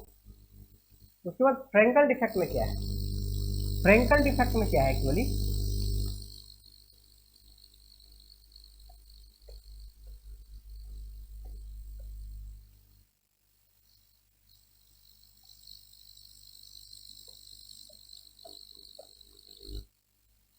Ag प्लस डाइट कर देते हैं माइनस Cl माइनस, ठीक है, plus minus plus minus plus minus plus minus plus minus plus minus plus minus plus मतलब Ag प्लस, ठीक है। अब इसमें क्या हुआ कि प्लस जो है अपना पोजीशन को छोड़ा, अपना पोजीशन को छोड़ा और यहाँ पे आ गया। इससे क्या हुआ, देखो यहाँ पे भी रिपल्सन बढ़ गया। तो फ्रेंकल डिफेक्ट में भी स्टेबिलिटी क्या होगा, कम होगी, कंडक्टिविटी कम होगी, लेकिन इसका डेंसिटी रिमेन सेम होगा, डेंसिटी रिमेन सेम होगा, डेंसिटी रिमेन सेम होगा क्योंकि मास कहीं बाहर नहीं गया। उसके बाद उसके अलावा यहाँ पे क्या है, ये कब होगा, तो जब साइज डिफरेंस बहुत ज़्यादा होगा, इसे बहुत छोटा होगा, ये बहुत बड़ा होगा, तब तो बीच में चला जाएगा। इसका example AgCl, AgBr, AgI, ZnS, NCERT का है, बहुत इंपॉर्टेंट है। तो इस तरह से शॉर्ट की डिफेक्ट देखो, एक पॉइंट क्रिएट, पॉइंट से हटके भाग जा रहा था, इसलिए इसको बोलते हैं पॉइंट डिफेक्ट। इसको क्या बोलते हैं, इंटरस्टिशियल डिफेक्ट। देखो तो शॉर्ट की डिफेक्ट क्या होता है, equal number of cation anion crystal से बाहर चला जाता है। फ्रेंकल डिफेक्ट क्या होता है, कैटायन इंटरस्टिशियल पोजीशन पे चला जाता है, इसलिए इसको बोलते हैं पॉइंट डिफेक्ट। इसको क्या बोलते हैं, इंटरस्टिशियल डिफेक्ट। ये कब होगा, जब कंपेरेबल साइज होगा, लगभग कैटायन और एनायन का साइज लगभग क्या होगा, बराबर। ये कब होगा, जब कैटायन एनायन का साइज बहुत ज़्यादा डिफरेंस होगा। उसके बाद एग्जांपल में इसको होने से क्या होगा, डेंसिटी कम हो जाएगा, कनेक्टिविटी कम हो जाएगा, स्टेबिलिटी कम हो जाएगा। इसमें क्या होगा, डेंसिटी कम नहीं होगा, स्टेबिलिटी कम होगा, कनेक्टिविटी कम होगा, ठीक है। एग्जांपल अल्कली मेटल हैलाइड, एक लाइन में याद रखना है, तो silver halide, alkali metal halide, silver halide. अब आते हैं मेटल एक्सेस डिफेक्ट। यहाँ पे नॉन स्टोइकियोमेट्रिक डिफेक्ट जो है, नॉन स्टोइकियोमेट्रिक डिफेक्ट जो है वो दो प्रकार का होता है, एक मेटल एक्सेस और एक होता है मेटल डेफिशिएंसी।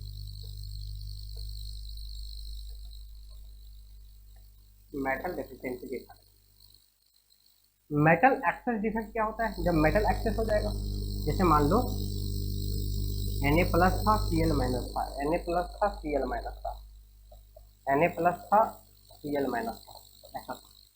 अब ये इसमें देखो 3 सोडियम है, 3 Cl है, लेकिन अब क्या हुआ, इसमें सोडियम एटम को मिला दिया, नमक में सोडियम एटम को मिला दिया, हीट कर दिया। हीट करने से क्या हुआ, ये सोडियम जो है हीट करने से क्या होगा, सोडियम बदल जाएगा Na प्लस में और एक इलेक्ट्रॉन निकालेगा। तो जो ये बदल गया प्लस में, तो ये प्लस क्या चाहिए, माइनस, ये माइनस क्या करेगा, इस Cl को यहाँ ले आएगा, ये Cl को क्या करेगा, ये Cl को ऊपर बुला लेगा, ऊपर बुला लेगा यहाँ पे, अरे यहाँ पे बुला लेगा, और जो ये इलेक्ट्रॉन निकाला था वो इलेक्ट्रॉन यहाँ चला जाएगा। जो इलेक्ट्रॉन ये होगा उसको बोलते हैं F centre, colour centre, colour centre, ठीक है। तो सोडियम क्लोराइड एक्चुअल में कलरलेस होता है, लेकिन जब उसमें सोडियम एटम मिला देंगे और हीट कर देंगे ना, तो येलो कलर का बन जाएगा, due to creation of F centre, colour centre, ठीक है। तो इसमें देखो मेटल अब कैसा हो गया, ज़्यादा हो गया ना, देखो तो सोडियम कितना हो गया 3, क्लोरीन कितना हो गया 2, पहले NaCl फार्मूला ऐसा था, अब कितना हो गया Na3Cl2। अगर इसको भी ले लेंगे तो क्या हो जाएगा Na4Cl3, तो फार्मूला अलग हो जाएगा, तो इसको बोलेंगे non stoichiometric defect, metal access हो जा रहा है, ठीक है। तो ये क्वेश्चन पूछा जाता है, सोडियम क्लोराइड को सोडियम के प्रेजेंस में, सोडियम वेपर के प्रेजेंस में गर्म करने पर येलो कलर क्यों हो जाता है, due to creation of F centre. दूसरा एग्जाम्पल है Zn2 प्लस और O2 माइनस, Zn2 प्लस और O2 माइनस, Zn2 प्लस और O2 माइनस। इसी तरह इसको जब हीट कर देते हैं ना, हीट, तो एक्चुअली क्या है, ये ऑक्सीजन नेसेंट ऑक्सीजन बन के निकल जाता है। तो जब नेसेंट ऑक्सीजन बन के निकल जाएगा तो 2 इलेक्ट्रॉन न्यूट्रल बन गया, तो 2 इलेक्ट्रॉन छोड़ के जाएगा, 2 इलेक्ट्रॉन छोड़ के जाएगा, तो मतलब ऐसे 2 इलेक्ट्रॉन छोड़ के जाएगा। अब ये भी कलर सेंटर बन गया, ये भी कलर्ड हो जाता है। तो Zn अब कितना हो गया, 1 2 3, ऑक्सीजन कितना हो गया 2, तो देखो फार्मूला डिफरेंट आ गया। तो ZnO जो होता है वो मेटल एक्सेस डिफेक्ट शो करता है जब हीट करते हैं तो वो कलर्ड भी हो जाता है, उसका कलर अभी हमें याद नहीं है, अभी देख लेना, नोट्स में देख लेना, ठीक है। ये हो गया मेटल एक्सेस डिफेक्ट का 2 इंपॉर्टेंट एग्जांपल। सेकंड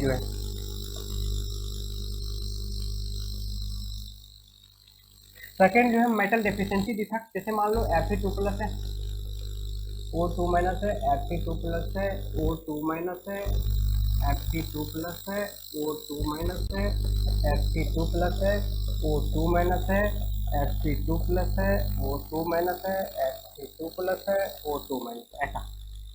अब इसमें क्या कर रहे हैं हम, यहाँ पे और कर देते हैं O2-, Fe2+, O2-, Fe2+, ऐसा। अब इसमें क्या कर रहे हैं, मेटल डेफिशिएंसी करना है, मतलब मेटल को कम करना है। तो मेटल को कम करने के लिए क्या करेंगे, एक मेटल को मान लिए निकाल दिए इससे। अब मेटल को निकाल दिए, इसका मतलब क्या है, 2 चार्ज कम हो गया, 2 प्लस कम हो गया, देखो न्यूट्रल नहीं है, और 2 प्लस को कम हो गया, उसको बढ़ाने के ऐसा तो नहीं, देखो इसमें माइनस कम होता था तो इलेक्ट्रॉन लाते थे, लेकिन इसमें नहीं, इसमें प्लस कम हो गया तो प्रोटॉन तो लाओगे नहीं, क्योंकि प्रोटॉन न्यूक्लियस में होता है। तो इसलिए क्या करेंगे, यहाँ से इलेक्ट्रॉन यहाँ पे जाएंगे, सॉरी इसको प्रोटॉन को चार्ज को बढ़ा देंगे, मतलब इसको 3+ कर देंगे, इसको 3+ कर देंगे। तो देखो एक 2+ निकलने से 2 3+ बन गया, एक Fe2+ निकलने से 2 3+ बन गया। इसका मतलब एक लाइन, मेटल डेफिशिएंसी डिफेक्ट कौन शो करेगा, जो वैलेंसी ऑक्सीडेशन स्टेट को चेंज कर सकता है। अगर यहाँ Na+ होता तो Na+ को 2+ तो कर नहीं सकते थे, तो मेटल डेफिशिएंसी डिफेक्ट वही शो करेगा जिसका वेरिएबल ऑक्सीडेशन स्टेट होता है, ठीक है। उसके बाद देखिए, तो इससे क्या हो गया, देखिए अब पहले आप फार्मूला कितना हो गया, पहले कितना था 1 2 2 4 6 2 8, पहले 8 था, ऑक्सीजन भी 8 था, लेकिन अब कितना हो गया, Fe कितना हो गया, Fe हो गया आपका 1 2 3 4 5 6, Fe कितना हो गया 7 हो गया ना, 1 2 3 4 5 6 7 7 हो गया, ऑक्सीजन कितना हो गया 8 हो गया। इस 7 में से देखो ध्यान से, 7 में से दो टाइप का आयरन है, कुछ 2+ वाला है और कुछ 3+ वाला है।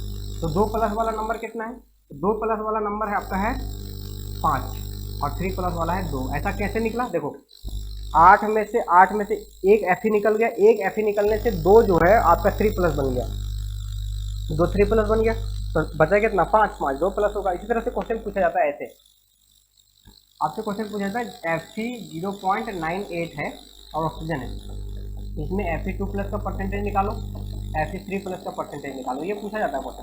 देखो इसको पहले बनाने के लिए क्या करेंगे, Fe 100 से मल्टीप्लाई कर देंगे, कितना हो जाएगा 98 और वो 100, इसका मतलब कितना हुआ, निकला कितना है 100 में 100 होना चाहिए, निकल गया है 2, तो निकल गया है 2 मतलब 3+ वाला कितना बन गया 4। अब 98 में से 4 ये है तो कितना हो जाएगा ये 94। अब परसेंटेज निकाल लो, Fe3+ का परसेंटेज निकालना है तो कितना हो जाएगा, अपना नंबर कितना 4, टोटल कितना 98 इंटू कितना 100। इसी तरह से Fe2+ का निकालना है, Fe2+ का निकालना है कितना, अपना नंबर कितना 94, टोटल नंबर कितना 98 इंटू कितना 100, आ गया परसेंटेज, निकल गया। उसी तरह से कोई भी क्वेश्चन पूछ सकता है ऐसा, जैसे निकल 0.92 ऑक्सीजन ऐसा, तो Ni इसको 100 से मल्टीप्लाई करो 92, ऑक्सीजन 100, इसका मतलब कितना 8 कम है, मतलब 8 ऑक्सीजन 8 निकल चुका है, तो निकल 3+ कितना होगा, तो 16 होगा। अब Ni2+ कितना होगा, तो 92 में से 16 निकाल दो, कितना हो गया, हमें नहीं जाता पता है कैलकुलेशन, ठीक है। आपका हो जाएगा 6 और यहाँ पे हो जाएगा आपका 8 में 1 7, तो हो जाएगा 7 6। तो परसेंटेज निकाल लो, Ni3+ का परसेंटेज कितना होगा, तो अपना कितना है 16 अपॉन टोटल कितना है 92। उसी तरह Ni2+ का है तो कितना है, अपना कितना है 76 डिवाइड बाय टोटल कितना है आपका 92।